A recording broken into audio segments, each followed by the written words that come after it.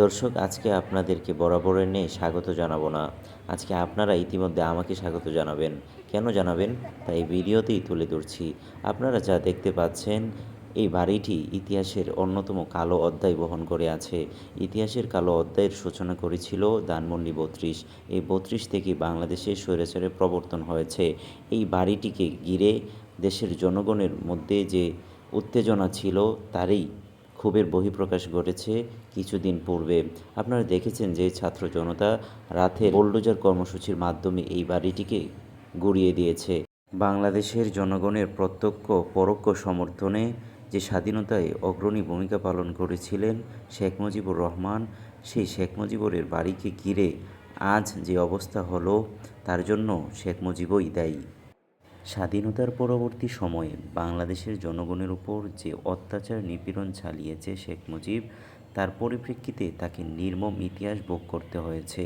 তার ইতিহাস থেকে তার মেয়ে শেখ হাসিনা শিক্ষা গ্রহণ না করে ২০০৯ সাল থেকে ২০২৪ সাল পর্যন্ত যে বাস্তবতা মানুষকে দেখিয়েছে, আজ তার নজিরবিহীন ঘটনা মানুষ পুনরাবৃত্তি করতে বাধ্য হয়েছে। মানুষের ক্ষোভ ও বহিঃপ্রকাশের নির্মম চিত্র হলো ধানমন্ডি ৩২। যদি আজ শেখ হাসিনা ধানমন্ডি ৩২-এ উপস্থিত থাকত, তাহলে তাকে ছিঁড়ে ফেলে কুকুরের সামনে নিক্ষেপ করত। স্বৈরাচার পতনের অন্যতম নজিরবিহীন ঘটনা ইতিহাসে অনেক রয়েছে, কিন্তু ইতিহাস থেকে যে সকল ক্ষমতাবান শাসকরা শিক্ষা নিতে ভুল করেছে, তাদের পরিণাম কিন্তু এমন ভয়াবহ হয়েছে। হাতুড়ির প্রতিটি আঘাত এই বিল্ডিংয়ের রডগুলোকে নাড়িয়ে দিলেও শেখ হাসিনাকে নাড়াতে পারেনি।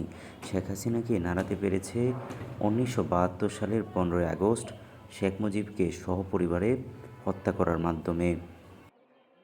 প্রত্যক্ষদর্শীদের বরাতে জানতে পেরেছি, যখন ধানমন্ডি ৩২ ছিল, তখন সামনের রুট দিয়ে কোনো মানুষ এবং কোনো গাড়ি যাওয়া আসা সম্পূর্ণরূপে বন্ধ ছিল। এমনই যারা বাংলাদেশের ক্ষমতায় আসীন হবেন, তাদের বুঝে নেওয়া উচিত যে স্বৈরাচারের পরিণাম কী ভয়াবহ হতে পারে। আমাদের শিক্ষা নেওয়ার সময় এসেছে।